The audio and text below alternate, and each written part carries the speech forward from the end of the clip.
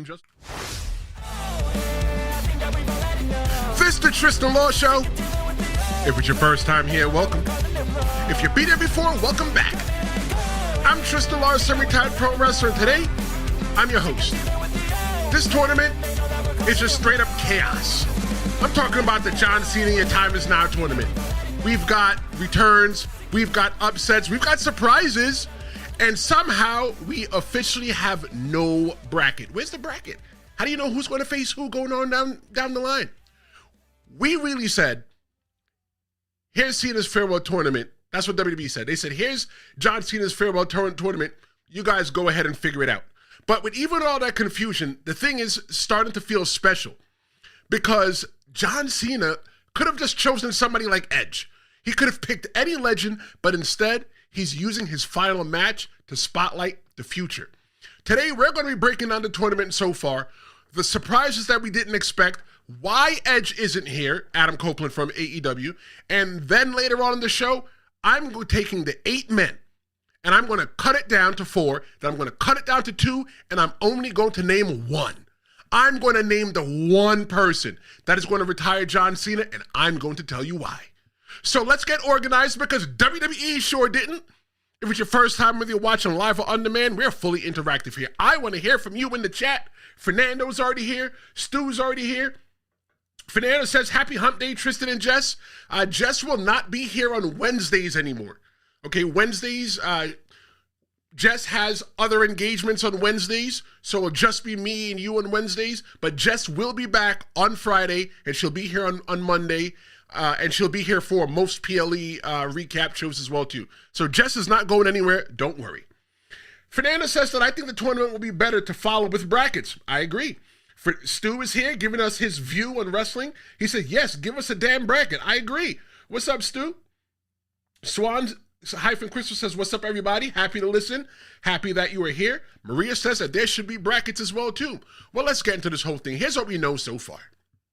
The confirmed results, in case you've been living underneath a rock. Rusev beat Damian Priest. Sheamus beat Shinsuke. Jay beat Uso beat The Miz. LA Knight. Yeah! LA Knight beat, who did LA Knight beat? LA Knight beat Zack Ryder. Didn't see that one coming, right? Gunther defeated Javon Evans a couple nights ago. Solo Sikoa defeated Dolph Ziggler. Didn't see that one coming. But there's 2 matches that still have not happened in the first round. And I'm going to predict those out to you right now. So right now we got Bronson Reed and Carmelo Hayes on SmackDown. And then we got Finn Balor and Penta on Raw.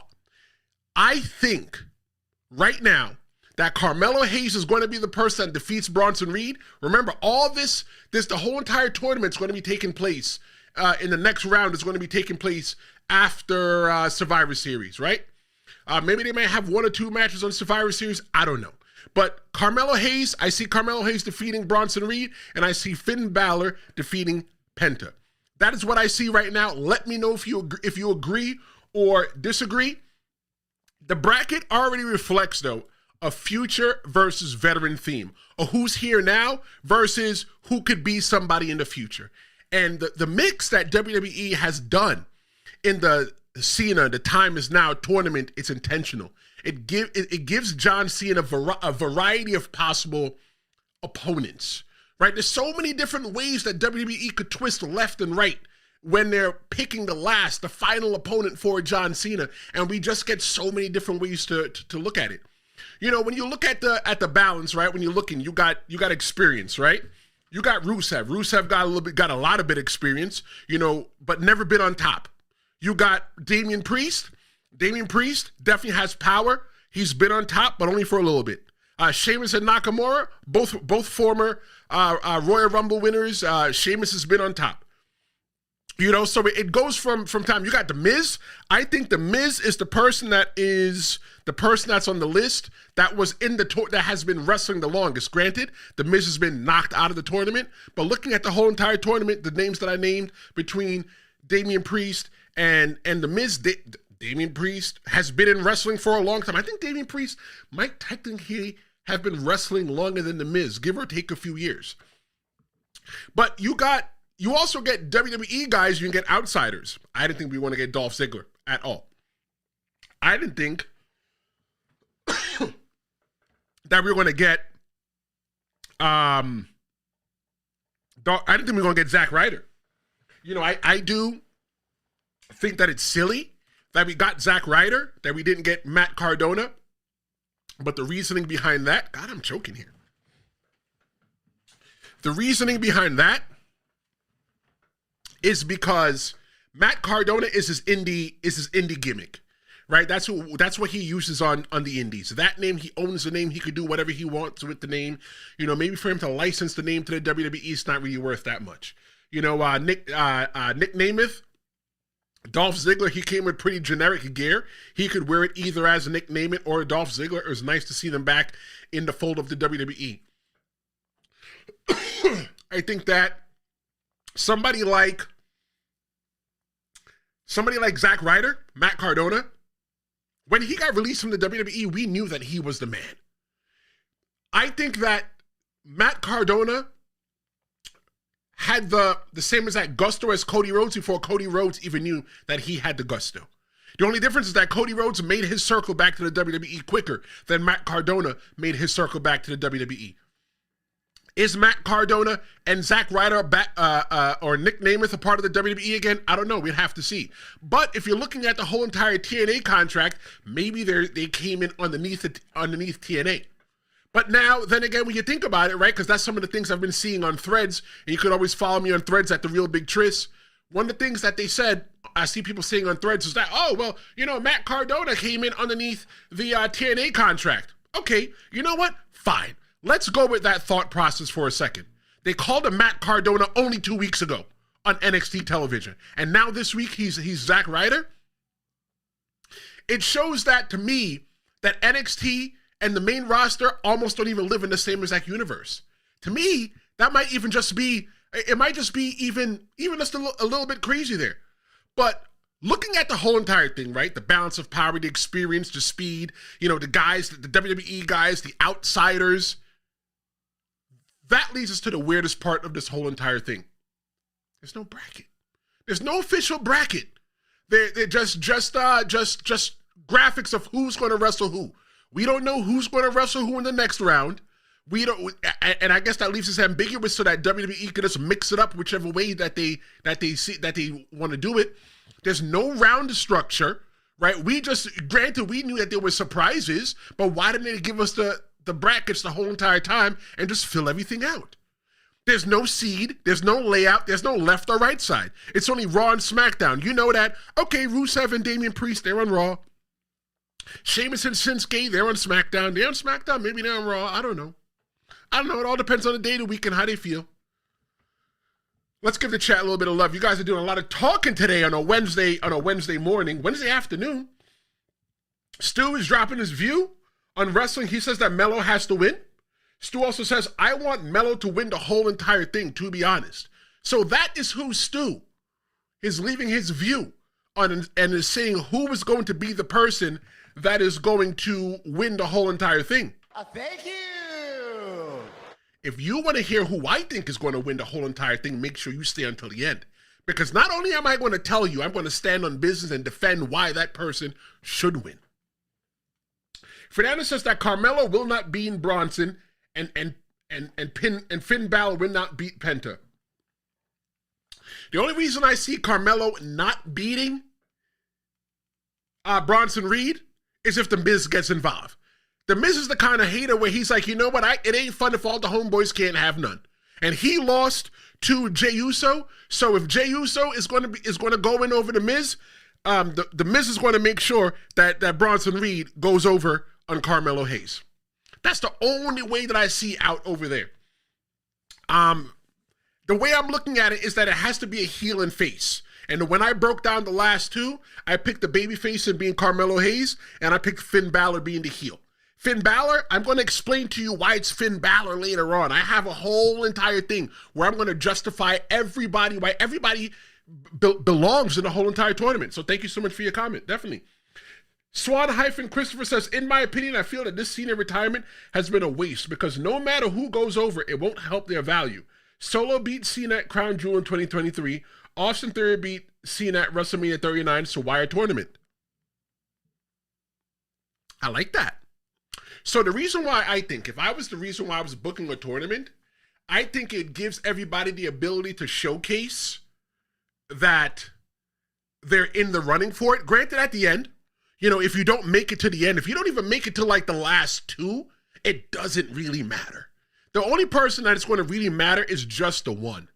But the thing is too, is after the match with John Cena, what's going to matter is what happens next.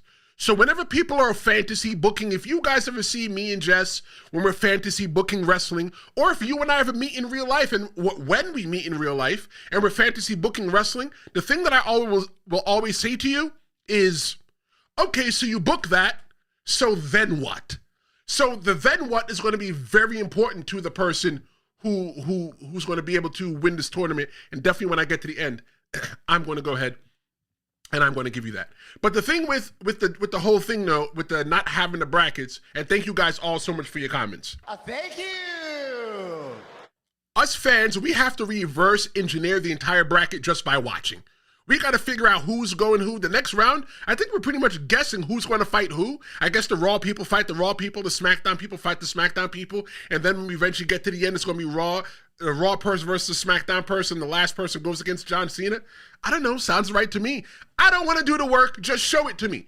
Maybe somebody in the WWE decided that, oh, maybe it's just be easy if we just do one guy, a bunch of guys from Raw, a bunch of guys from SmackDown, and everybody can just figure it out. Well, you know what, WWE, maybe you guys are giving us a little bit too much credit, right? We are not rocket scientists. We are passionate pro wrestling fans. That is what we are.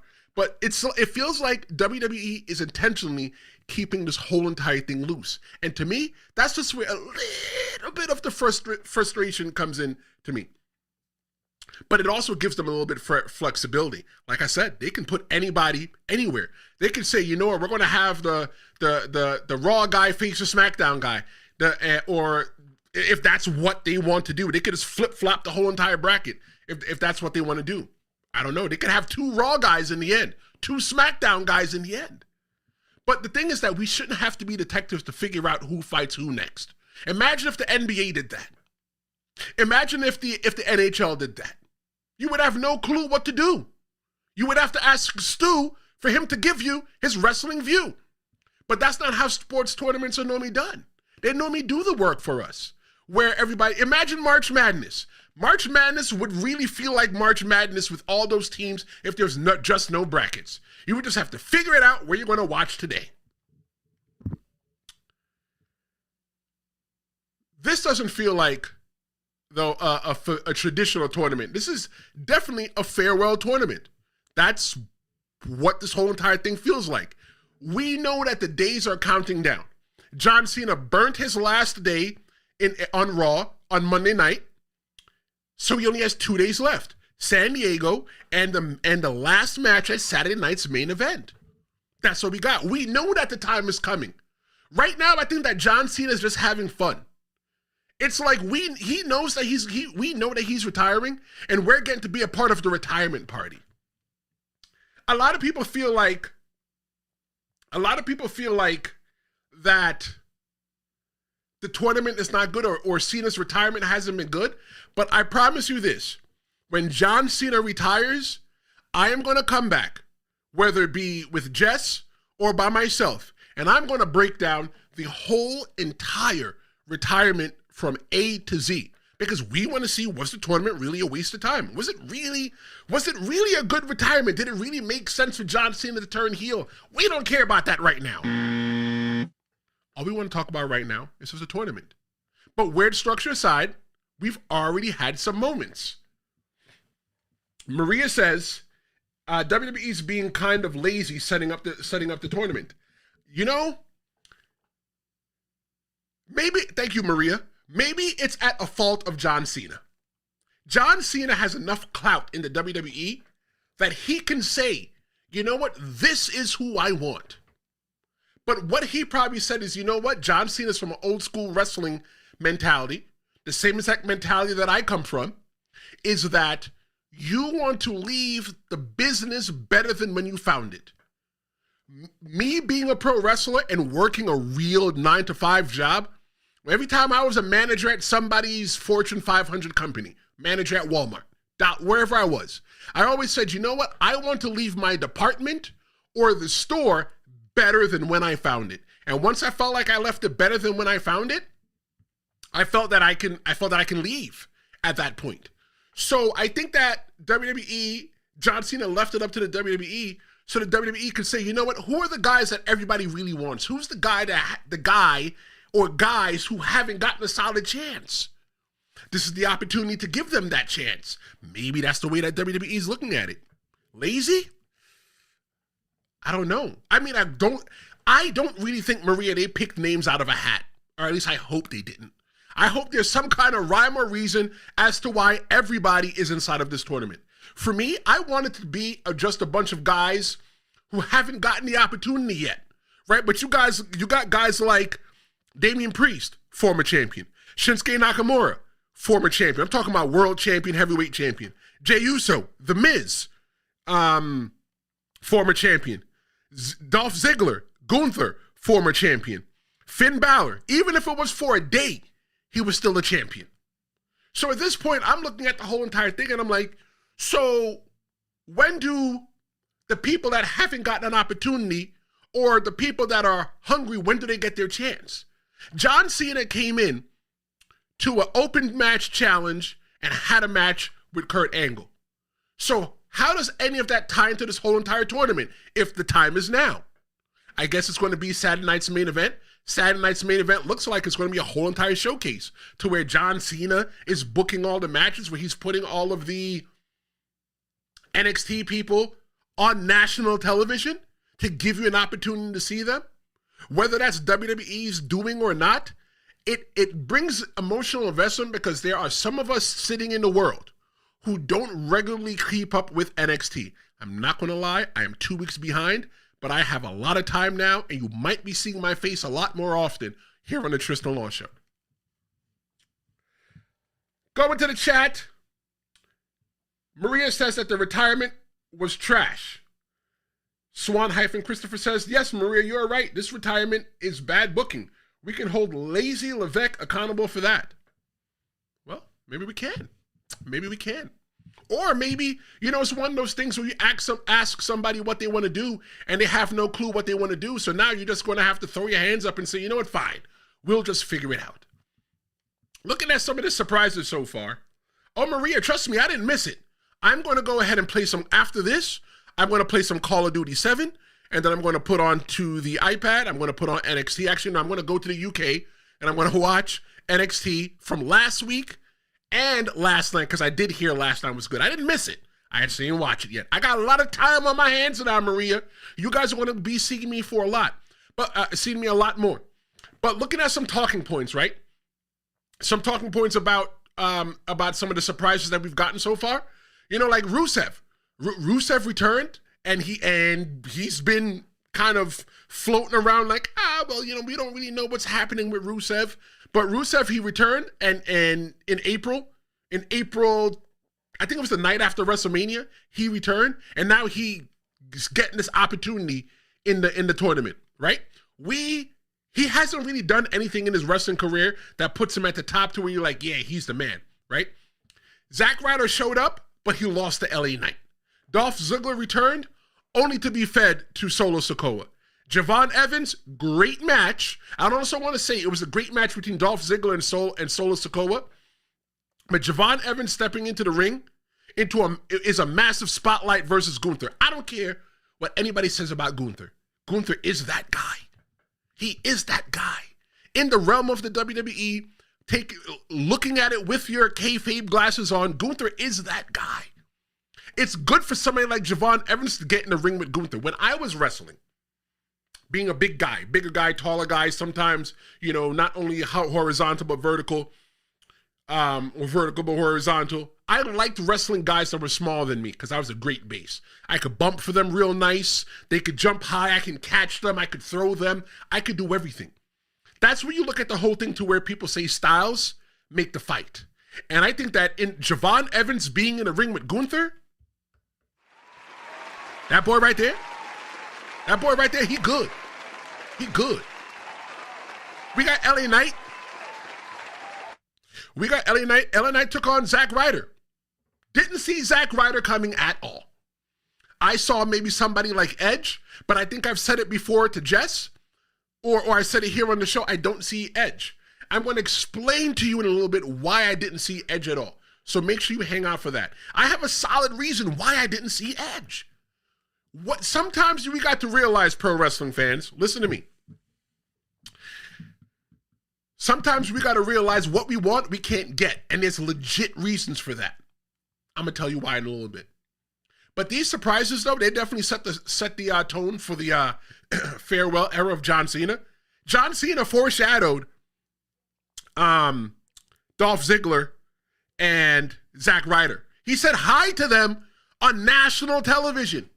He did that.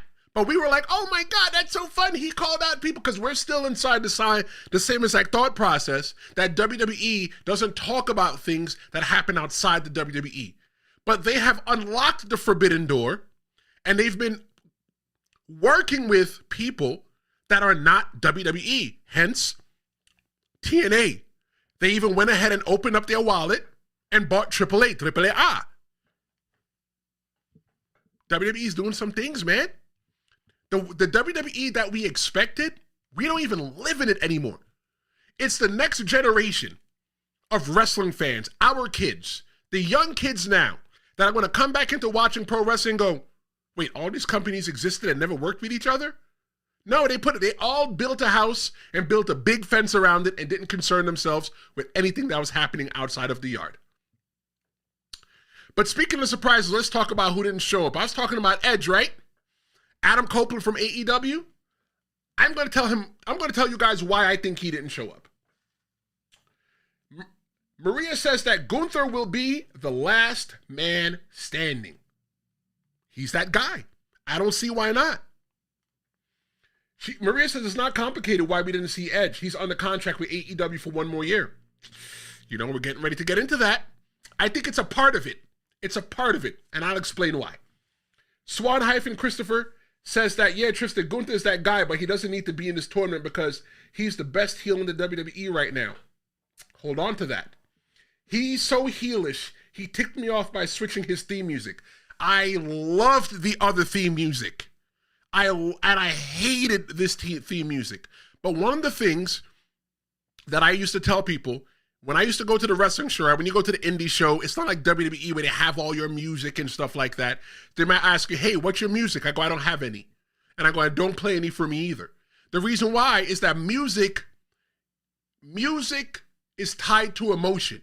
You could think of a song. I give you 2 seconds. Think about your most favorite song in the world right now.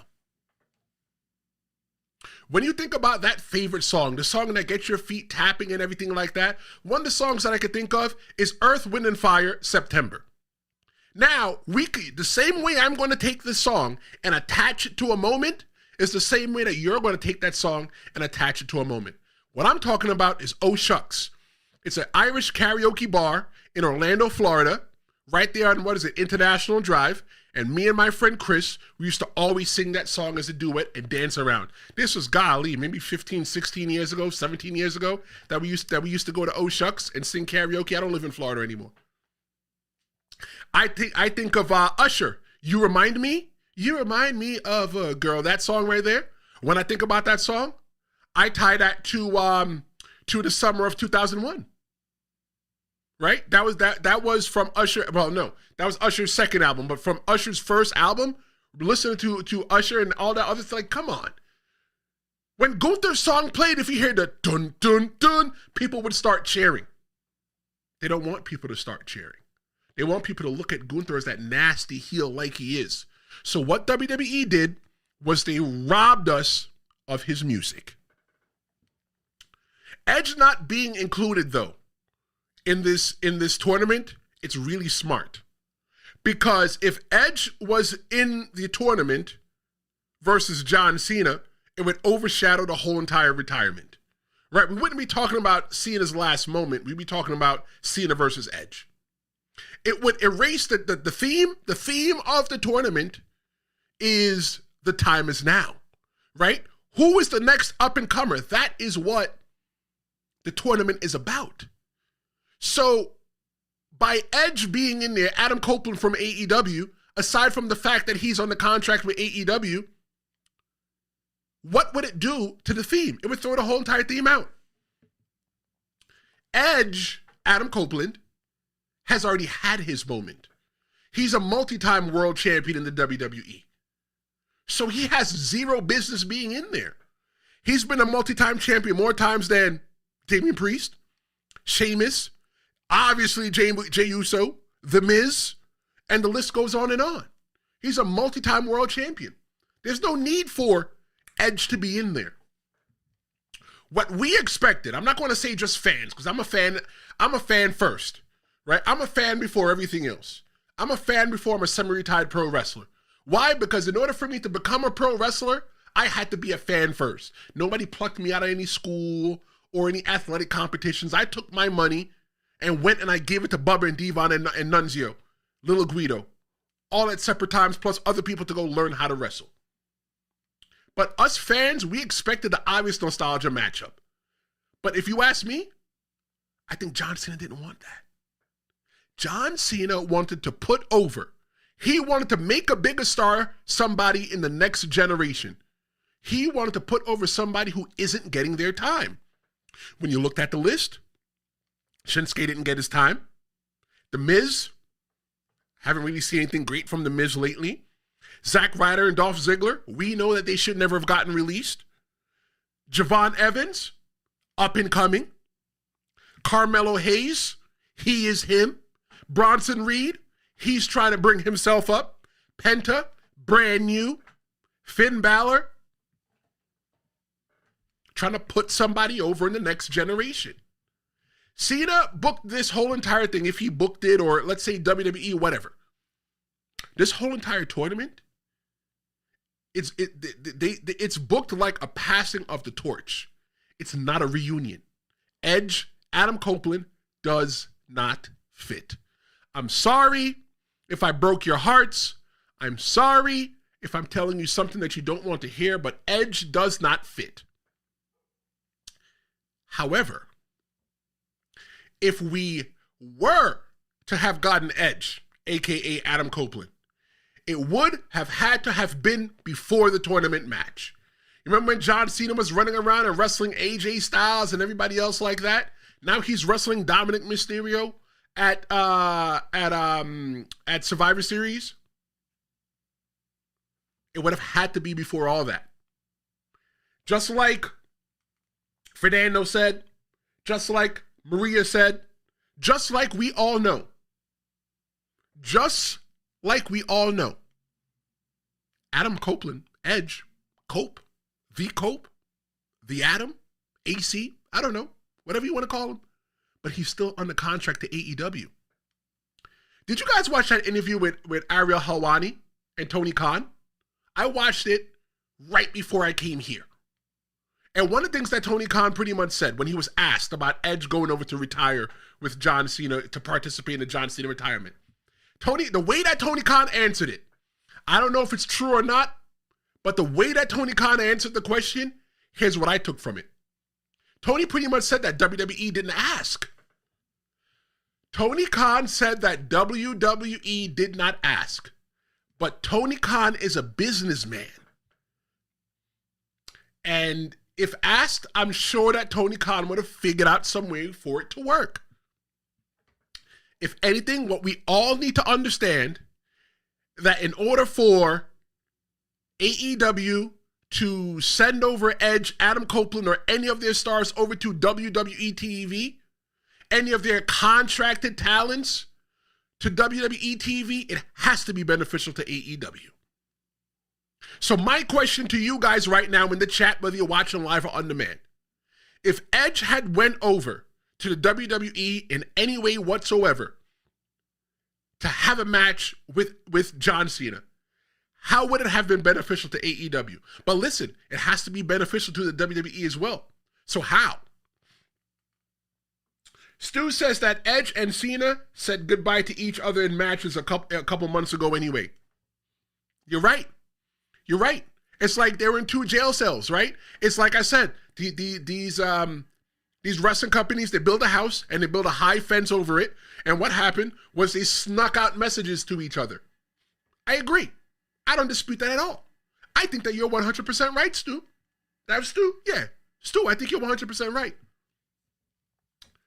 But let me tell you where I see AEW do making the deal. Because now, don't get it wrong. These people from WWE, these people from AEW, I guarantee you this. Don't let anybody bamboozle, flim flam, or okie dokie.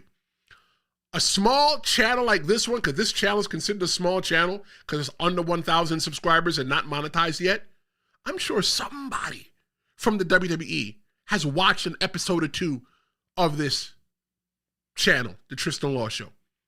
I'm sure there's a person or two lurking right now in watching who probably works for the WWE or AEW or even Ring of Honor. There's a lot of people watching right now, and the only people that are reacting right now is Stu, Fernando, Maria, and Chris-Swan. Stu, Fernando, Maria, Swan-Christopher. Those are the 4 people that are here. There are other people that are watching that are not interacting. So who are they? That's not the point. The point that I'm trying to make is that WWE, AEW, Ring of Honor, TNA, MLW, all of them watch what happens on the internet. And I'm sure somebody went to Triple H or to Nick Khan in WWE and said, hey, is there some kind of way that we can get Edge involved, Adam Copeland involved, to where it's beneficial to WWE and AEW? Yeah, he's on the contract, but what if he doesn't show up in a match? It doesn't have to be a match, right? Because you know what? At this point, I don't think we need the match anymore. So how can it be? Not in ring? Maybe a video? Maybe in John Cena's last farewell? Maybe when they're hoisting John Cena up on the shoulder and saying, job well done, all you hear is, you think you know me? And then Edge comes out and gives John Cena the hug and the high five. Maybe they let Edge come in, maybe, just maybe, but I don't see this happening. I see, with John Cena being the current Intercontinental Championship now, in my opinion, I think it's real easy for them to have Dominic Mysterio just beat John Cena at Survivor Series and take the belt back. But what if the person in the Time Is Now tournament gets the opportunity to get the Intercontinental Championship? Not only is this match for the person to retire John Cena, but if you win, you get the Intercontinental Championship. So what if Dom Mysterio tries to cheat with the Judgment Day? You guys remember who started the Judgment Day? It was Edge, it was Damian Priest, and it was Rhea Ripley.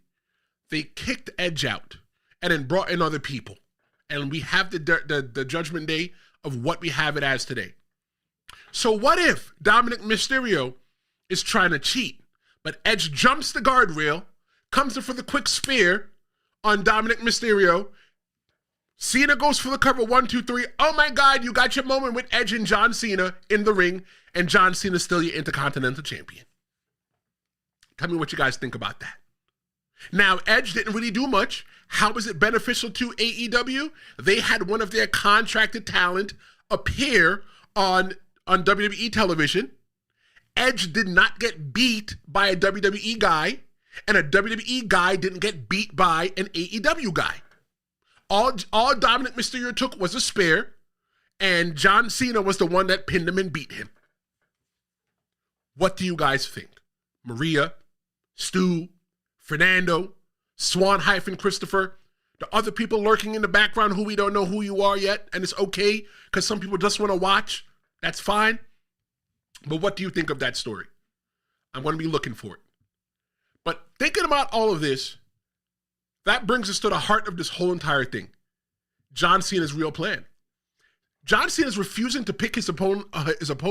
That's ultimate humility. He wants somebody new, elevated. Somebody who's not getting their time, elevated. John Cena is turning his final match into a platform. It's not even a victory lap. When you look at other legends who chose nostalgia matches. Ric Flair versus Shawn Michaels at WrestleMania 24. Ric Flair didn't choose a new star. He chose a man who he trusted to give him a classic emotional ending. This is the ultimate nostalgia retirement match. Shawn Michaels versus The Undertaker at WrestleMania 26. HBK wanted the streak match because the story was iconic. That match wasn't about the future. It was about finishing the greatest rivalry of his career. The Undertaker versus AJ Styles, the Boneyard match at WrestleMania 36, the end of night one. The Undertaker handpicked AJ Styles because he respected him, because he trusted him, and knew that AJ Styles could carry through the cinematic style match. Again, this whole entire thing, it was about storytelling. It's not about elevating a new star. The most recent retirement match that we can remember, Kurt Angle versus Baron Corbin at WrestleMania 35. While this looks like Angle trying to elevate a younger star, the truth is, from what I understand, Kurt Angle wanted John Cena. John Cena wanted Kurt Angle. But WWE forced Corbin for their storyline reasons. This wasn't a Cena-style give the rub to the next generation moment. It was a booking decision. Stone Cold Steve Austin versus Kevin Owens at WrestleMania 38. Austin came back for one night and one night only. He didn't want a young star. He wanted Kevin Owens, a safe worker who idolized him. You see, for me, I've wrestled Jimmy Snuka, Tito Santana, Nikolai Volkov. I've wrestled Natty's father, Jim Neidhart. I've wrestled Marty Jannetty. I've wrestled a lot of people that were stars of yesterday. Nunzio, Tommy Dreamer. The thing is that they don't want to get hurt. And what they want is they want to be protected. Rightfully so. So for what I used to hate being thrown in the ring with those older guys, because I'm like, no, they can't really do much. I want to wrestle the older guys. I mean, the younger guys, or the guys that have, more experience around my level that could do all the flippy and all the other stuff. It was an honor to get ready to wrestle one of those legends, one of those names. Why? Because I was trusted by the promoter not to hurt them. Stu says, Tony definitely would have let this happen. Look at Y2J and Broken Skulls. You're right. It was beneficial. It was definitely beneficial to AEW at the time because AEW was still a brand new company, and that is great publicity. Yeah, that's very good. Very, very good. Thank you. Or even Bryan Danielson in the video package for I forgot who it was. Look, I forgot who it was too. But anything that AEW is looking to do, it has to benefit them as well. When AEW worked with TNA, it only benefited AEW. It didn't benefit TNA at all. In order for TNA in this day and age to work with the WWE, they had to have gone through the door of working with AEW. Because sometimes when you're thirsty, that's the word I'm going to use. Sometimes when you're thirsty, you make kind of crazy decisions, right? And TNA was kind of thirsty. Now they first fostered a relationship with WWE that's so beneficial to them that AEW is building their comeback on the back of WWE and NXT. You see, the thing with Cena always built the future, right? He always put over younger stars, and he's doing it one last time. Edge? People say that John Cena buried people all the time. No, he didn't. Not all the time. There's a lot of people that he made stars. Edge? Cena was the perfect dance partner for Edge when Edge first became a main eventer. Their feud made Edge feel like a real world champion. It wasn't some guy they just gave the belt to. John Cena and Edge needed each other. They needed each other. Edge needed John Cena more because John Cena was hustle, loyalty, respect, and all goody two-shoes, and Edge was rated R. CM Punk. The 2011 feud with Cena, it turned Punk from a cult favorite to a top guy. Money in the Bank 2011 doesn't hit the same without John Cena's credibility. It could have been against anybody, but John Cena helped make CM Punk the man in the WWE.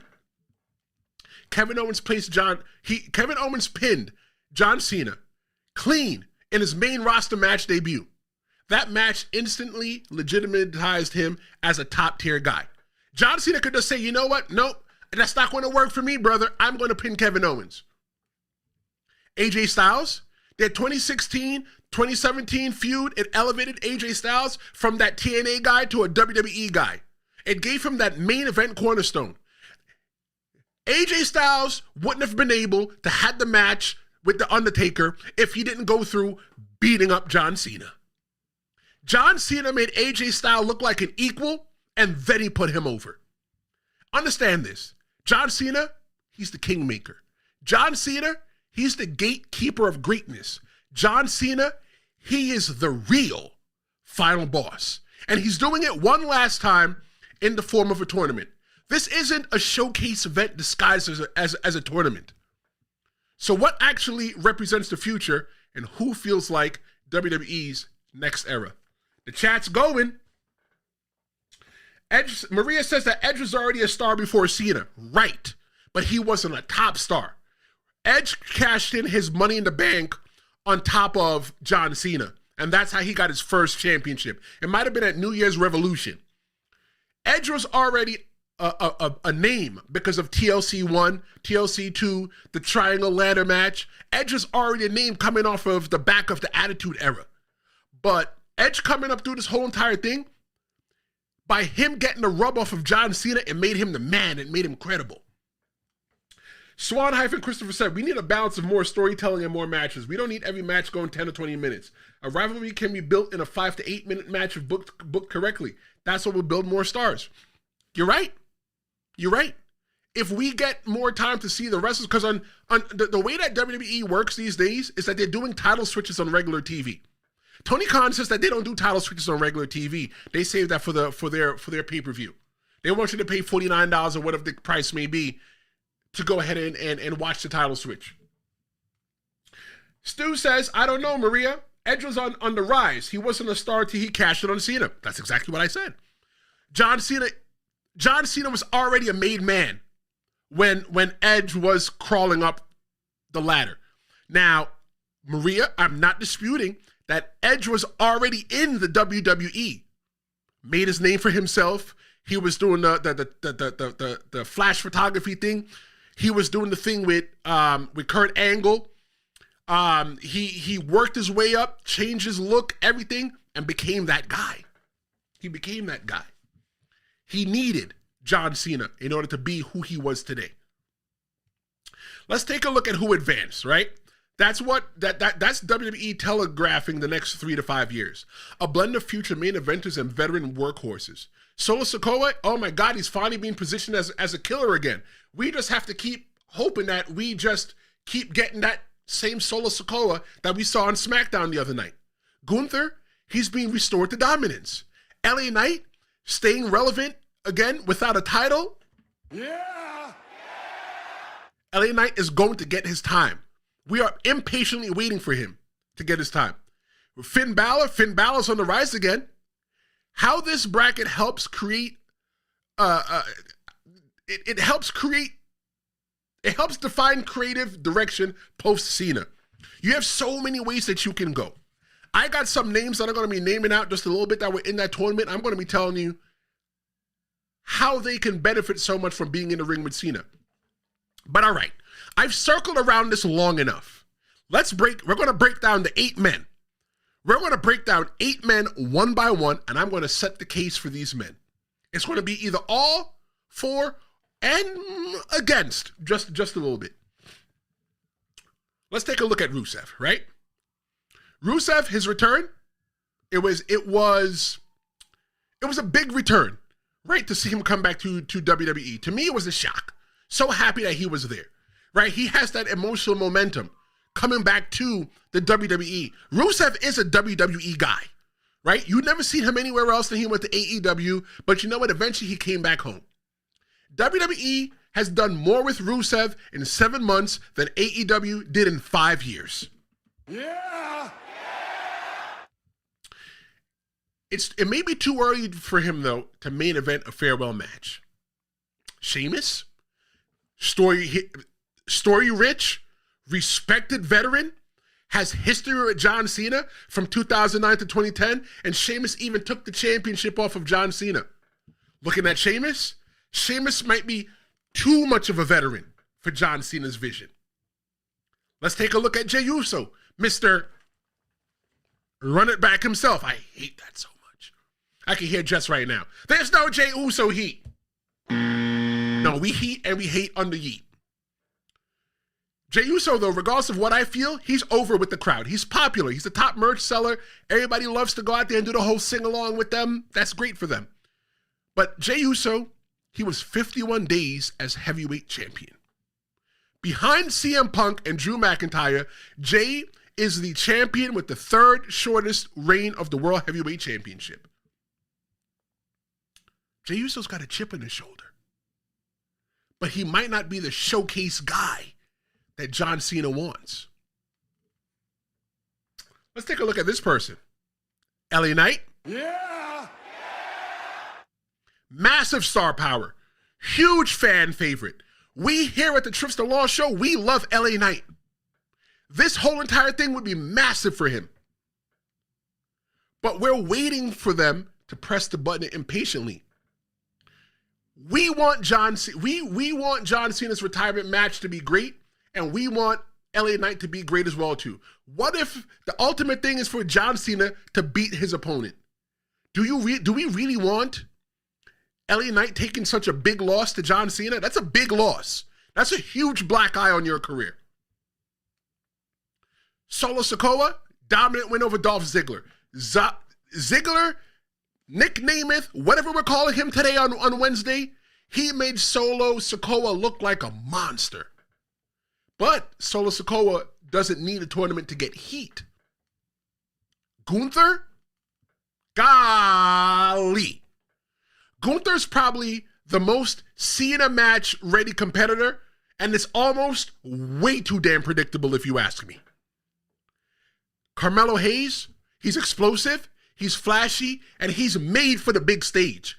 Carmelo Hayes' character, it's made for the WWE. If he beats Bronson Reed, it would give him a mini momentum rehab. But the question is, will he shake The Miz by then? The Miz right now is a big-time hater. WWE, maybe they haven't fully committed to Carmelo Hayes yet. So winning this entire thing probably feels unlikely this year. If it's next year, if John Cena wants to come back and retire again next year, I could see Carmelo Hayes winning. But I don't see John Cena retiring again next year, because if he does, everything that we've been going through now is for nothing. Finn Balor. Finn Balor is a trusted performer. He can deliver a classic. He was the WWE Universal Champion, the first one, the inaugural one, for one day. For one day. He was hurt, and he's never been back on top. You know when Finn Balor was the inaugural WWE Universal Champion? That was 9 years ago. 9 years ago. Judgment Day involvement might overshadow John Cena's farewell. But let's just say it is the Judgment Day, and it is Finn Balor in the end. Remember that story that I told you of Dominic Mysterio and Edge, where the Judgment Day gets involved, and now Edge jumps the guardrail and gives out spears and helps John Cena win? That could be a possibility.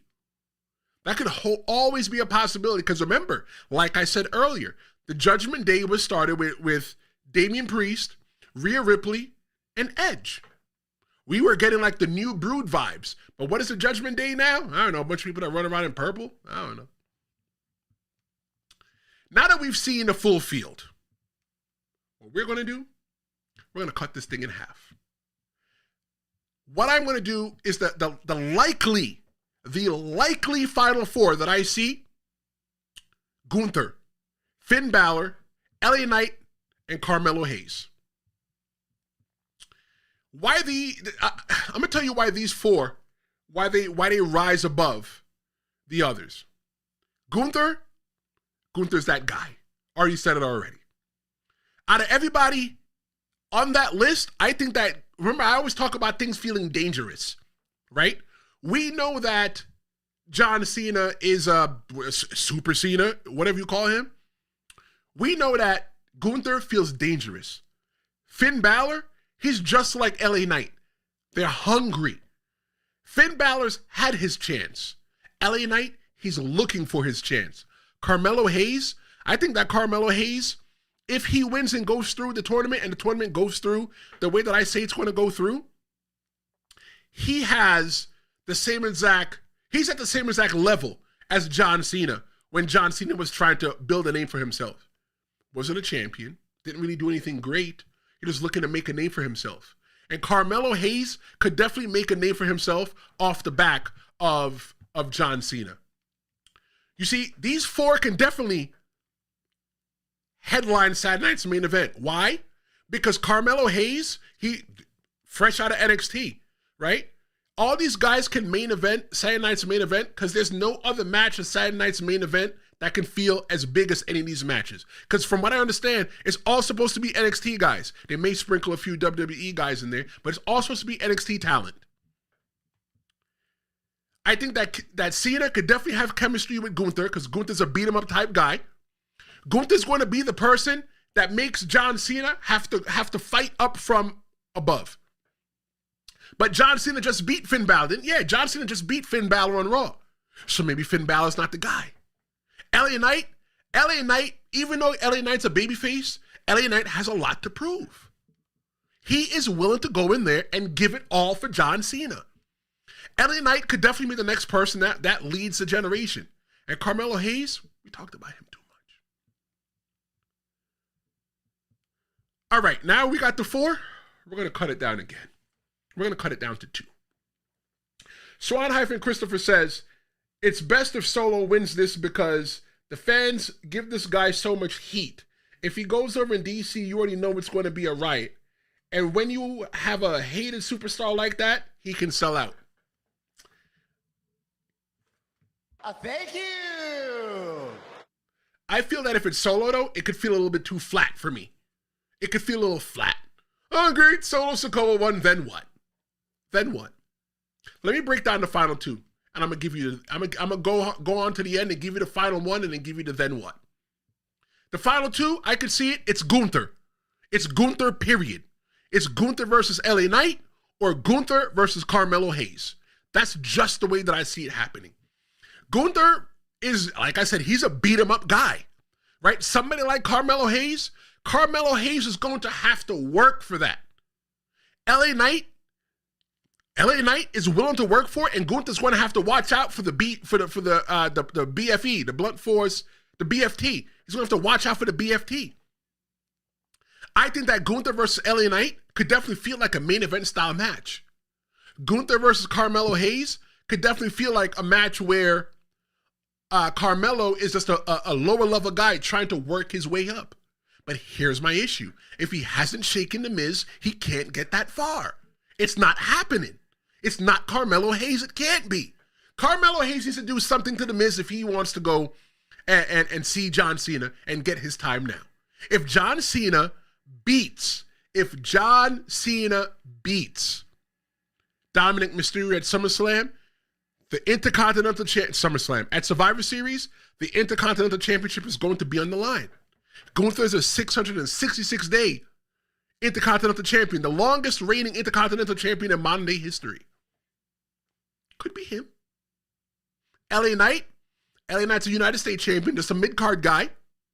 Carmelo Hayes, just fighting for his way, trying to shake the Miz, walking around telling everybody that he is him. But when does him get his time?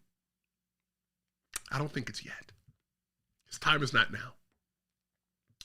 I think, though, that even though these people would make the final two, let's say it's Gunther or LA Knight, I don't think that we really want to see Gunther get beat again. We are tired of seeing Gunther get beat. LA Knight. We don't want to see LA Knight get beat again. We are tired of seeing LA Knight get beat. Carmelo Hayes could take that ass up and keep it pushing and look good for Gunther. I could see if Gunther loses to Carmelo Hayes, I 100% see it being Carmelo Hayes just took advantage of the opportunity. LA Knight worked for it. Let me give you the one.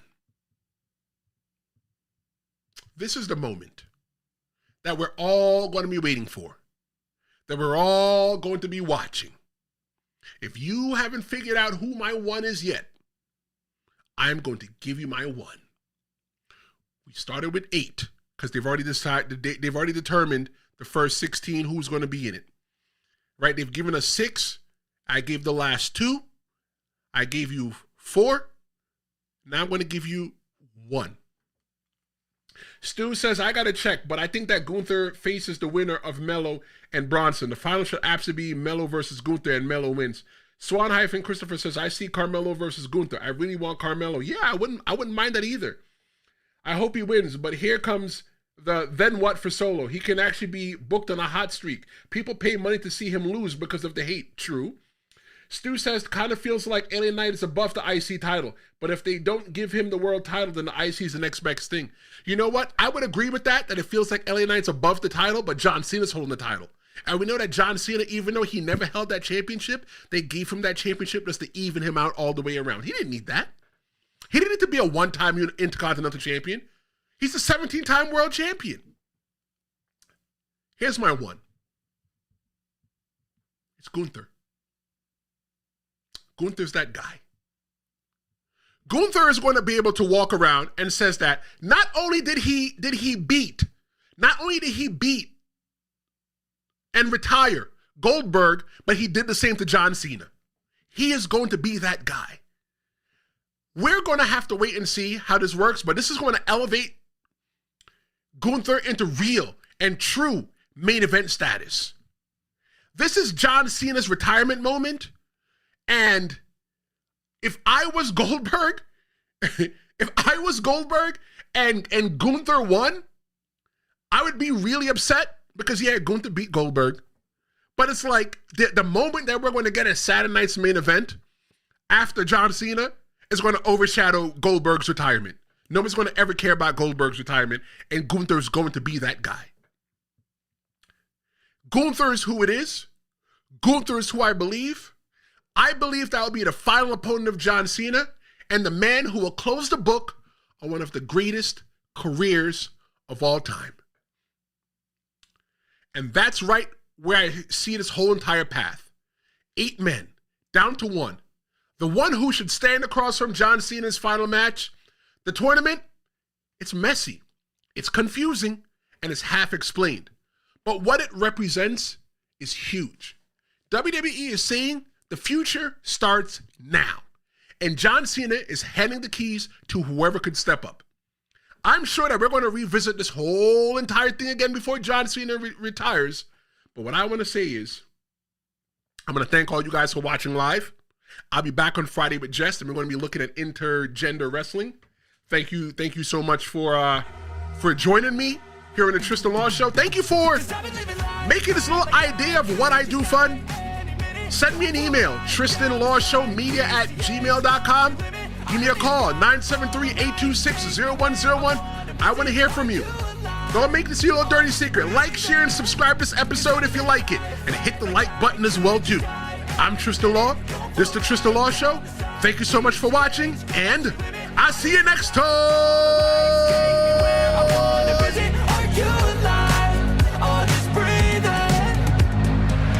Flashing red lights, driving at night, windowless ride.